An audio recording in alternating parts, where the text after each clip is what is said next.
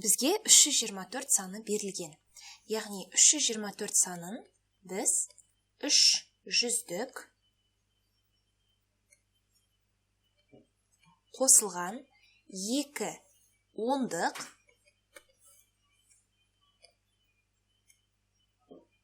және де қосылған 4 бірлік түрінде жазаламыз.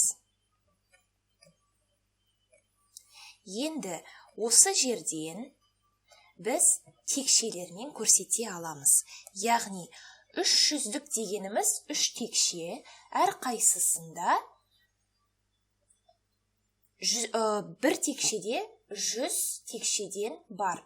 Келесі 2 ондық, яғни әр текшеде 10-нан және де 4 бірлік. Әрбір текшеде бір-бірден деген сөз. Енді осы 324 санынан 10 санын азайтып көрсек. 10 санын азайтып көрсек, яғни біз бір ондықты азайтамыз.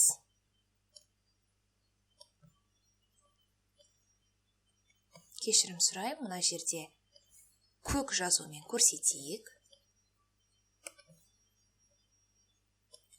Енді осы есепті шығаратын болсақ, біз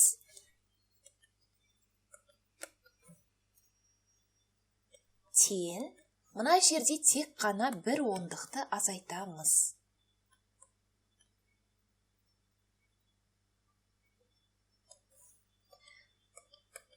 Сонда, яғни 100-дік пен бірлік өз орнында қалады деген сөз.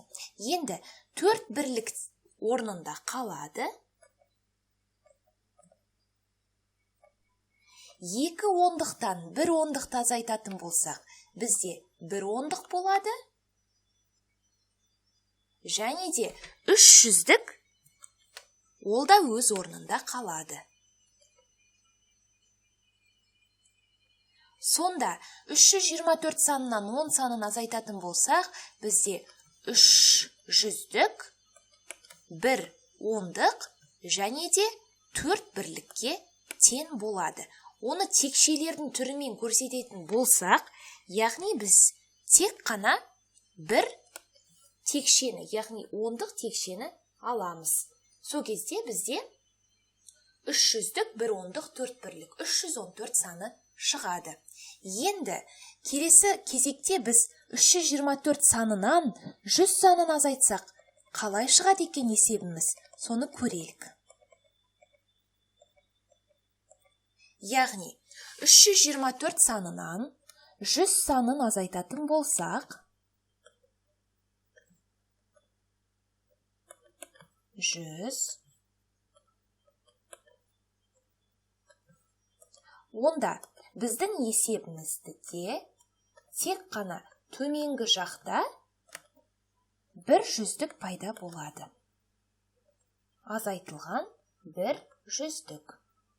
Ал ондық пен бірлік өз орнында қалады деген сөз.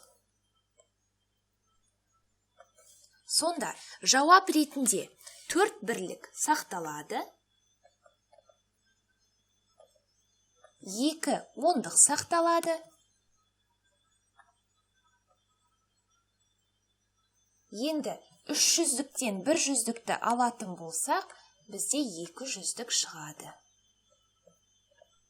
Сол кезде біз тек қана бір текшені, яғни 100-дік бір текшені аламыз деген сөз. Сол кезде бізде жауап ретінде 2 жүздік, 2 ондық және де 4 бірлікке тең болады. 224 саны шықты. Яғни 324-тен 100 санын алғанда 224-ке тең болды.